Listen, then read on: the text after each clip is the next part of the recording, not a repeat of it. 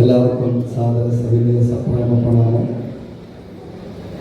രണ്ട് വാക്ക് producer sir, producer, ഞങ്ങളുടെ producers അസോസിയേഷനിലേക്ക് സ്വാഗതം. ഒന്ന്, എനിക്ക് അദ്ദേഹം സംസാരിച്ച ഒരു കാര്യം ഇഷ്ടപ്പെട്ടു. ഒരു സിനിമയ്ക്ക് ഒരു ആശയം സമൂഹത്തിന് കൊടുക്കുന്നു എന്ന് അദ്ദേഹം പറഞ്ഞു. എനിക്കത് വളരെയധികം ഇഷ്ടപ്പെട്ടു. സത്യത്തിൽ പ്രൊഡ്യൂസർ ഞങ്ങളുടെ ഭാഗ്യവാനാണ്. കാരണം ഈ പടത്തിൻ്റെ ഡയറക്ടർ രാജേഷ്, ഞാനിപ്പോൾ കഴിഞ്ഞൊരു പടം രാജേഷ് എന്ന് ചെയ്തിട്ട് എൻ്റെ കുഴപ്പം കൊണ്ട് എനിക്കൊരു അപകടം പറ്റിയതുകൊണ്ട് ആ സിനിമ നിർത്തിവെച്ചേക്കാണ്. അതിൻ്റെ ഷൂട്ടിങ്ങെല്ലാം കഴിഞ്ഞു. രാജേഷിൻ്റെ ഏറ്റവും വലിയ ഗുണം, ഞാൻ 13 സിനിമ ചെയ്യുന്നതിൽ ഷാജി കൈലാസ് അടക്കം എൻ്റെ സിനിമ ചെയ്തിട്ടുണ്ട്. പക്ഷെ അതിൽ രാജേഷ് ലൊക്കേഷനോടെ നമ്മൾ അറിയില്ല, ഡയറക്ടർ വന്നു അറിയില്ല. ഷാജി കൈലാസോടെ എല്ലാവരും അറിയില്ല, കാടടക്കുന്ന പോലെ ഷാജി കൈലാസ് വരും.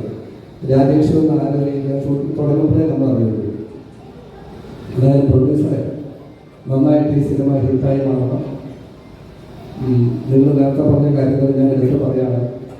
എൻ്റെ സിനിമകൾ എല്ലാം ദേശീയ ചിന്തകളുള്ള സിനിമകളാണ്. നിങ്ങൾക്കെല്ലാവർക്കും ഓർമ്മയുണ്ടാവും, കാർഗിൽ വാർ, ഇന്ത്യയുടെ അഭിമാനം കാക്കാൻ വേണ്ടി നെഞ്ചു നിവർത്തി വെടിയേറ്റ് മരിച്ച ഭാരതത്തിലെ പട്ടാളക്കാർ ജയിച്ചു വരുമ്പോൾ ഭാരത് മാതയ്ക്ക് ജയ് വിളിച്ചുകൊണ്ട്, മരിച്ചു വീഴുമ്പോഴും ഭാരത് മാതയ്ക്ക് ജയ് എന്ന് വിളിച്ചുകൊണ്ട് മരിച്ചു വീണ നിരവധി പട്ടാളക്കാരിൽ ഒരാളായിരുന്നു നമ്മുടെ തൃപ്പൂണിത്തുറയുള്ള എൻ്റെ ഏറ്റവും അടുത്ത സുഹൃത്ത് കേണൽ. അദ്ദേഹം മരിച്ചപ്പോൾ ഞാൻ അദ്ദേഹത്തിൻ്റെ വീട്ടിൽ പോയിരുന്നു. എനിക്ക് സഹിക്കാൻ സാധിച്ചില്ല. കാരണം എട്ടും കൊണ്ടും തിരിയാത്ത 2 പിഞ്ചു കുട്ടികൾ, തൻ്റെ അച്ഛൻ മരിച്ചത് ഈ നാടിന് വേണ്ടിയാണെന്ന് അറിഞ്ഞുകൂടാത്ത 2 കുട്ടികൾ, അവർ വാവിട്ട് നിലവിളിക്കുന്നു, അമ്മയെ അച്ഛൻ എന്ത് ചെയ്യുന്നു എന്ന് ചോദിച്ച് കരയുന്നു. അച്ഛൻ തിരിച്ചു വരുമെന്ന് പറയുന്നൊരു അമ്മ. അതിൽ നിന്ന് ഞാൻ ഉണ്ടാക്കിയ സിനിമയായിരുന്നു എൻ്റെ വാർ ആൻഡ് ലവ് എന്നുള്ള സിനിമ. കാർഗിൽ വാറായിരുന്നു എൻ്റെ സ്റ്റോറി. പ്രഭു സാറ്, ദിലീപ്, ഇന്ദിരാജയൊക്കെ നടിച്ചൊരു നല്ലൊരു ഹിറ്റ് സിനിമയായിരുന്നു വാർ ആൻഡ് ലവ് എന്നുള്ള സിനിമ.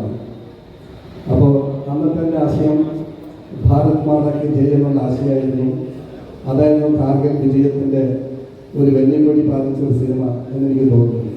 കാർഗിൽ മരിച്ചുപോയ പട്ടാളക്കാരുടെ വിധവകൾക്ക് അതിൻ്റെ പ്രോഫിറ്റ് ഞാൻ നമ്മുടെ എറണാകുളം അവാർഡ് ക്ലാസ്സിൽ വെച്ച് ഒരു പരിപാടിയിൽ വെച്ച് അന്നത്തെ മന്ത്രി KV തോമസ് ആയിരുന്നു ആ പരിപാടി ഉദ്ഘാടനം ചെയ്ത് സാമ്പത്തിക വിതരണം നടത്തിയിരുന്നു.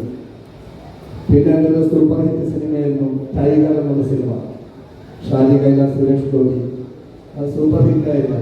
അത് ഭാരതത്തിൻ്റെ, എൻ്റെ സാറേ, നിങ്ങളൊക്കെ വീട്ടിൽ കാണിച്ചൊരു സിനിമയായിരുന്നു. പോലീസുകാർ സത്യസന്ധരാണ്, മര്യാദക്കാരാണ്, തൻ്റെടികളാണെന്ന് കാണിച്ചൊരു സിനിമയായിരുന്നു ടൈഗർ എന്നുള്ള സൂപ്പർ ഹിറ്റ് സിനിമ. പിന്നെ ഞാൻ തമിഴ് സിനിമ അടക്കം 13 സിനിമകൾ നിർമ്മിച്ചു. എൻ്റെ വേറെ സിനിമയായിരുന്നു നിരന്തരം ഇന്ത്യയുടെ നമ്മുടെ പ്രധാനമന്ത്രി നമ്മുടെ ചെന്നൈയിൽ വെച്ച് ബോംബ് ബ്ലാസ്റ്റ് മരിച്ചു. അതിൽ നിന്നുണ്ടാക്കിയ സിനിമയായിരുന്നു മേജർ രവി ഡയറക്ട് ചെയ്ത മമ്മൂക്ക ഹീറോയ്ക്ക് അഭിനയിച്ച മിഷൻ 90 ഡേയ്സ് എന്നുള്ള സിനിമ. അതും നല്ല സിനിമയായിരുന്നു. അങ്ങനെ എല്ലാ സിനിമയിലും ഒരു ആശയം, ഒരു ആദർശം മുമ്പോട്ട് കൊണ്ടുപോകാൻ എനിക്ക് സാധിച്ചിട്ടുണ്ട്. പ്രൊഡ്യൂസറെ, സിനിമ വളരെ ശ്രദ്ധിച്ച് ചെയ്യേണ്ട ഒന്നാണ്. ഒരു കാരണവശാലും നമ്മളത് ശ്രദ്ധ അധികം മാറരുത്. ഡയറക്ടർ കൂടി ഉണ്ടാവും, നമ്മൾ ശ്രദ്ധയില്ലെങ്കിൽ സിനിമ സൂപ്പർ ഹിറ്റായി മാറും. എൻ്റെ ഹീറോയിനെ ഈ പടത്തിലെ എവിടെ അഭിലാഷല്ലേ, മോളെവിടെ പോയി? ഹീറോയിൻ അവിടെ ഉണ്ടാവും. ദേവനന്ദേ അച്ഛൻ്റെ അവിടെ. ഇനിവേ ഈ സിനിമ ഒരു സൂപ്പർ ഡ്യൂപ്പർ സിനിമയായി മാറട്ടെ. ദേവനന്ദയെ പോലെ നല്ലൊരു ആർട്ടിസ്റ്റിനെ മലയാള സിനിമ ആഘോഷിക്കട്ടെ. നല്ല ഇതിൻ്റെ 100ാം ദിവസം ആഘോഷിക്കുമ്പോൾ തന്നെ വിളിക്കണം കേട്ടോ, മറക്കരുത്. രാജേഷ്, 100ാം ദിവസം കിട്ടുമ്പോൾ മറന്നു പോകരുത്. പക്ഷേ സിനിമയുടെ സ്വഭാവമാണ് അറിയുന്നുള്ളത്. അത് മറന്നുപോയി ഞാൻ വിശ്വസിക്കുന്നു. എന്തായാലും ഞാനും രാജേഷും ചേർന്ന കഴിഞ്ഞ സിനിമ പോയിന്റ് ബ്ലാങ്ക് എന്നുള്ള സിനിമ ഷാജി പട്ടിക്കൽ അടുത്ത മാസം അതിൻ്റെ ബാക്കി കാര്യങ്ങൾ ഞാൻ നോക്കാൻ പോവുകയാണ്. കാരണം ഞാനിപ്പോൾ അസുഖമായി തിരിച്ചു വന്നു. പടം സൂപ്പർ ഹിറ്റാക്കാൻ നമുക്ക് സാധിക്കണം. ഈ പടം ഒരു നല്ലൊരു പ്രതീകമായിട്ട് മാറട്ടെ എന്ന് ജഗദീശനോട് ഞാൻ പ്രാർത്ഥിക്കുന്നു. നിർത്തട്ടെ. ജയ് ഹിന്ദ്.